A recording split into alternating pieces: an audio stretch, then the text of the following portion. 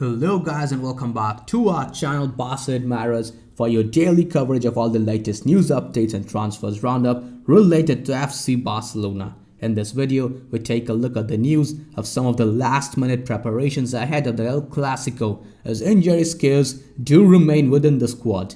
Meanwhile, both the Barca captains seem to be confident going into the game, and honestly, that worries me quite a lot. On the other hand, reports coming out of Spain suggest that the renewals of two more youngsters are on the line for Barca after they tied down Fati and Pedri, along with many more such updates. So make sure to watch this video till the very end without skipping over any part.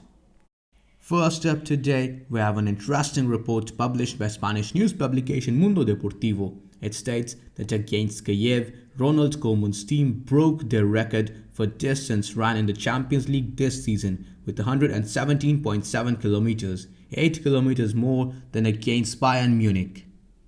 However, I believe that this is a pointless stat. Running without vision is absolutely useless. Passing without vision is pointless. Teams like Bayern do it with clear ideas, while we are simply clueless every time. It cannot be considered as an achievement. Meanwhile, Spanish news outlet Sports reports that Alba entered the game against Kiev with discomfort. The player is in serious pain but will do everything in his power to reach the game against Madrid. As per the report of top-tier journalist Javi Miguel, Alba has not trained with the group today. However, he has decided to take injections which would now allow him to play in the Clasico. As far as the spectators are concerned, Catalonia Radio reports that between 80,000 and 85,000 spectators are expected to be at the Camp Nou for the Clasico on Sunday. Reliable journalist Victor Nahuel reports that 8 sections of the Camp Nou are sold out completely and 11 are about to be filled 100% for the Clasico. Only the VIP seats remain vacant. Now, since the VIP seats are vacant, we have some big names who might just be able to fill those up, as journalist Adrian Alberts reports that Ronaldinho intends to attend the Clasico on Sunday. On the other hand, Cadena has already reported that Luis Enrique stands a big chance of coming to Barcelona on Sunday to watch the Clasico. Now the thing is, Luis Enrique, Ronaldinho and probably even Dani Alves are going to watch the Clasico, and we are walking into this game with Ronald Koeman in charge. It should only be fitting for those 3 legends to witness a Clasico win, not just standard Koeman ball. I hope we can actually perform on that day. About the availability of players, Spanish news publication Diario AS reports that Dembele has travelled to Finland to undergo a final review of the recovery of his injury. He should be okay to play now. TV3 also confirms that the player has undergone a medical in Finland and now will be given the green light to feature, but against Rayo Vallecano and not in the Clasico. Speaking in an interview with Movie Star ahead of the Clasico, captain Sergio Busquets said that they have to give the image that they want to compete for everything. Winning the Clasico would surely give them a lot of confidence and would bring them closer to the top positions. They have not started as they wanted, but then again, they're not too far from Real Madrid and the leadership, and then again, the league is a long-term race. The veteran midfielder insisted that at the Camp Nou, the people have to be on their side because together they are much stronger. He would always encourage them to come. They need them, and he is sure that the people will always respond.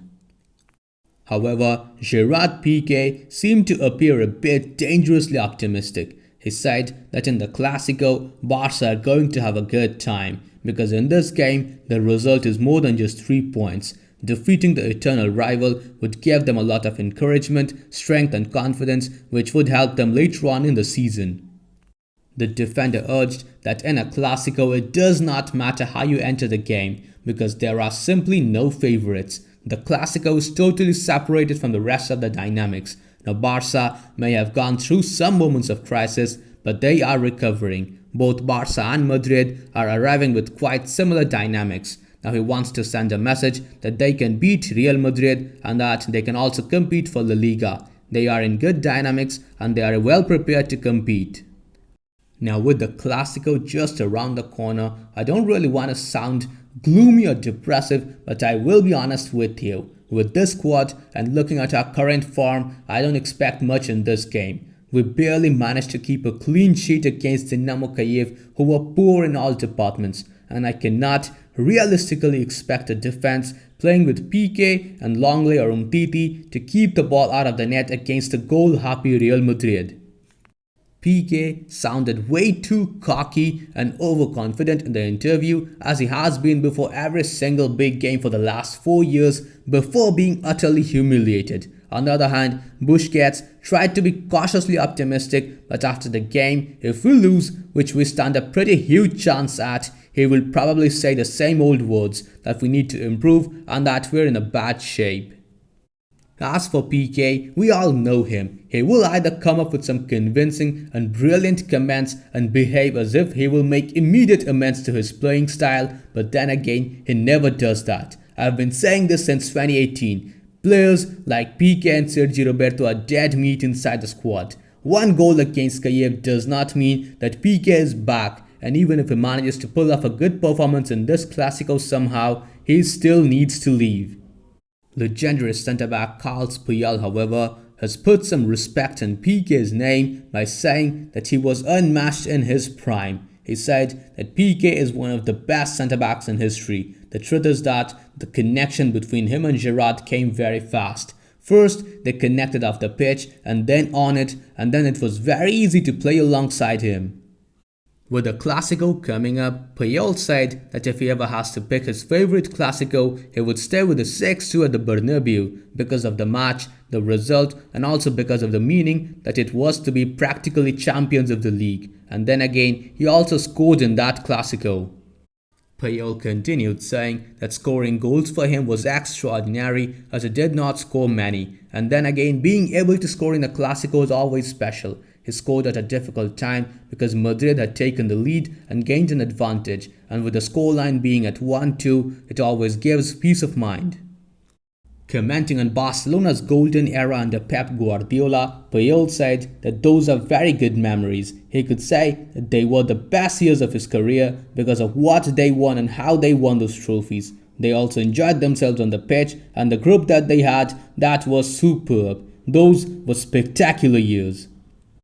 One of the primary players of Barcelona's golden era, legendary midfielder Xavi Hernandez, has also recently expressed his wish to come back to Barcelona. He said in his most recent interview that his idea is to coach Barca one day. He has never hidden it, and it's his goal and his dream. He does not know if they will need him or not, but if any offer arrives, it will be valued.